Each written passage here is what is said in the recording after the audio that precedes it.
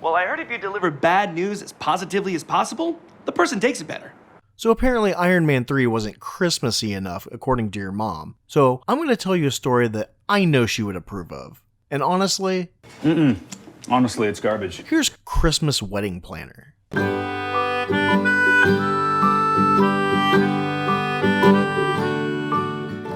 Very well.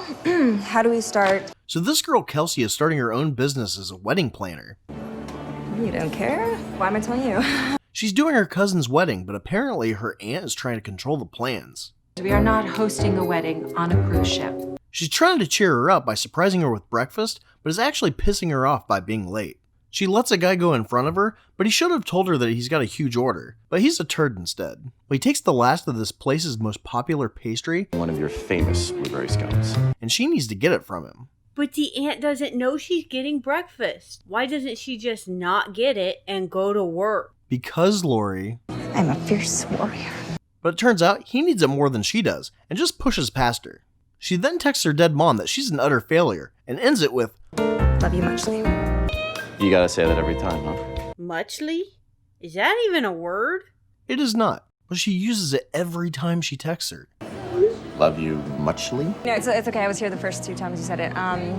She doesn't get any texts back, does she? No, that would be some Nicholas Sparks crap. So she goes into the engagement party that's not only taking place at the butt crack of dawn, but only a few days before the wedding. Her cousin comes out wearing a pillowcase and asks her to announce her. Please see that this does not happen. Her aunt gets all up her butt about the week's schedule and then asks why she's not entertaining the guests. She complains about the scone that she shouldn't have known about, and then walks into a huge room full of food. I don't know why she just didn't have them cater the event if they were only serving baked goods anyway. I have a plain scone and blueberries for my lunch. She sees the dude from the bakery. I am a fierce warrior. And Muppet walks over to complain to him. But I would ask why he needs 12 coffees and a scone if he's going to a catered event. Sorry. Bad habit, I guess. Her aunt calls her over to meet a reporter doing a story on the wedding, because I guess that's a thing? Aunt Olivia tells her that the scone dude is Emily's ex-boyfriend Connor, and he might be there to ruin the wedding. Why did they let him into the party if he might ruin it? I guess she just really wanted the scone. But despite him looking old enough to be Emily's dad, he might be there to try to win her back and ruin Kelsey's business before it even opens. Well, he could be planning to ruin Emily's wedding or your company or to steal all of our family money. I wouldn't put anything past him. Olivia introduces the forehead that Emily's gonna marry, Todd, and announces that her husband died in the same breath. Connor tells Kelsey that the wedding might get ruined. Wait, what? And runs away. I guess the coat check girl was just sniffing his jacket or something, because she's already holding it when he leaves. Turns out, Connor's a private investigator, and he's looking into Todd. One dirtbag, we best at finding another dirtbag. They go to a dress fitting that all the bridesmaids needed to show up for some reason, and Todd shows up with gifts. Well, Todd might be a bigger douche than his forehead, because not only can he not shut doors correctly, but he hits on the owner of the place, and of course, Kelsey sees this. It's just there's... She's also on the phone with the caterer who has to back out because he's getting a divorce, and hosting a wedding would make him cry. Yeah, I hear that's what you're best at. The next day, she meets with the baker, who has a problem with lying. Her cookies are ready now. How do I tell her that her cookies aren't ready when they are ready? But is also completely comfortable with Kelsey rifling through one of his regular customers' bags and stealing from her. She wants to steal the girl's notebook to see what Todd wrote, but Charles acting like, well, someone named Charles would. She needs to get everybody out of the room so she can look at the notebook, but her distractions are as subtle as a chainsaw. His note says, "Hey, gorgeous, thanks for the hookup. Dinner on Wednesday at Turbo." So now she thinks that Todd sucks. Okay, well then you're out of luck, bucko. Tell me I didn't just say bucko. The chick takes her cookies, and Charles is upset that she took them without him being able to curl the ribbon first. What? Yeah. Anyway, Kelsey decides to help Connor, and we meet yet another guy who doesn't shave, George. George is not only the fastest cook in the world, but he also just happens to make the food that they're planning on serving at the wedding. Connor points out that he's not dating George. Thank you, best friend.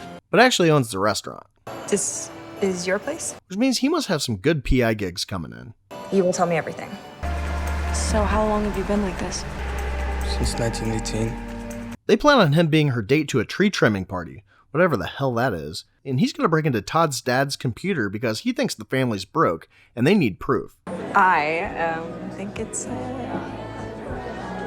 Wonderful idea. He comes in late covered in packing peanuts and hands out business cards to the catering staff, even the pregnant one. Why wouldn't you want to hire a pregnant lady?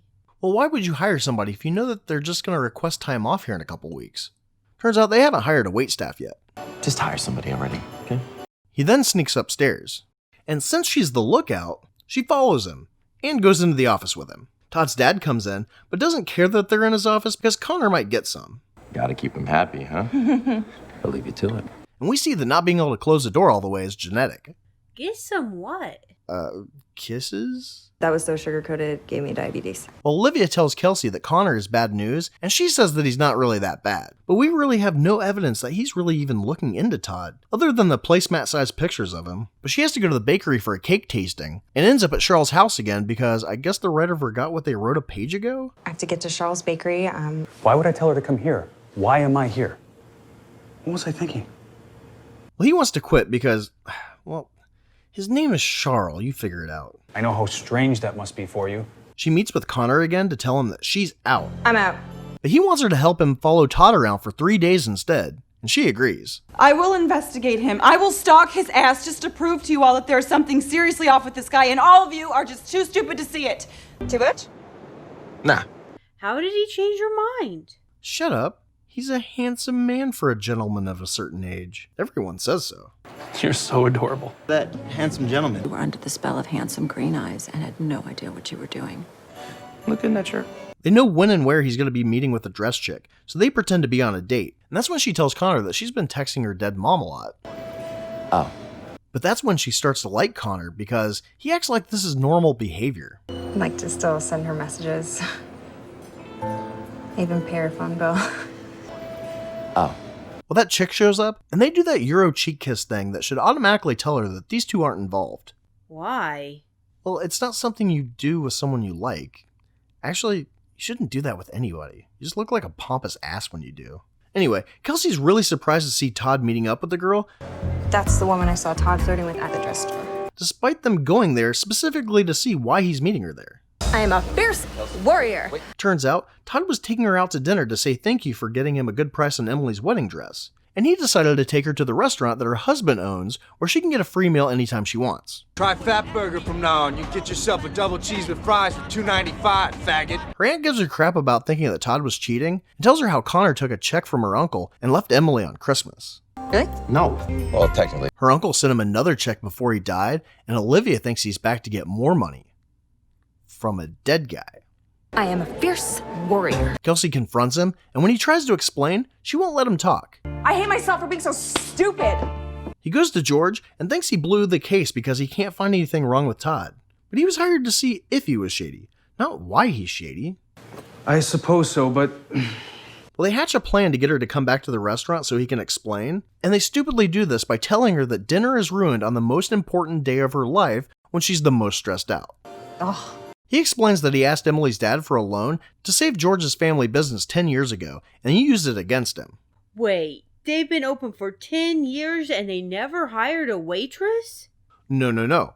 They were going out of business 10 years ago, most likely because they didn't have a waitstaff, and that's when Connor got the money, and they still haven't hired a waitress. But it just so happens that the pregnant waitress from the tree trimming party shows up looking for Connor. Go away.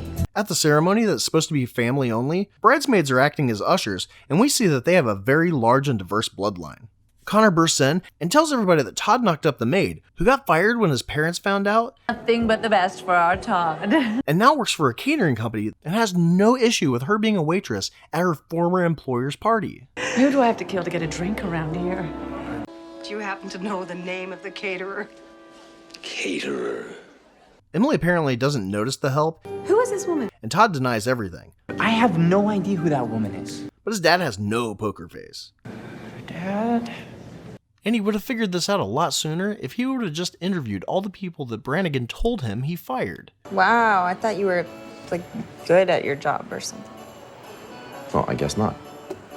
Emily takes off, and Todd begs her to stay. Emily.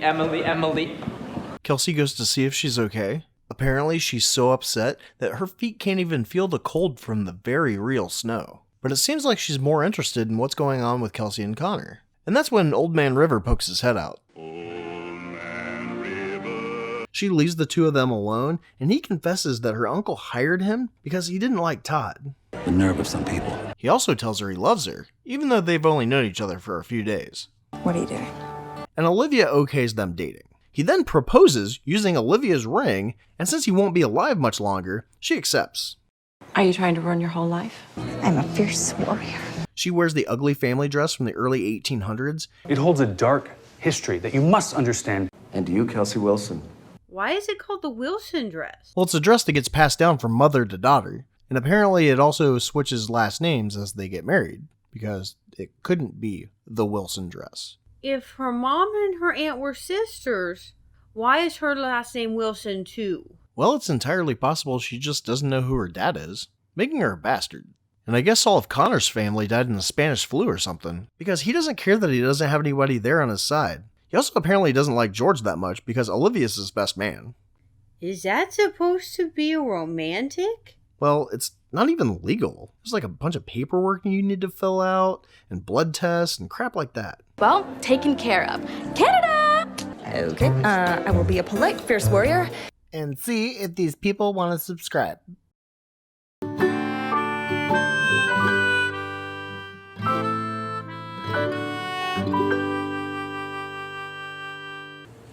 Never do that to me again.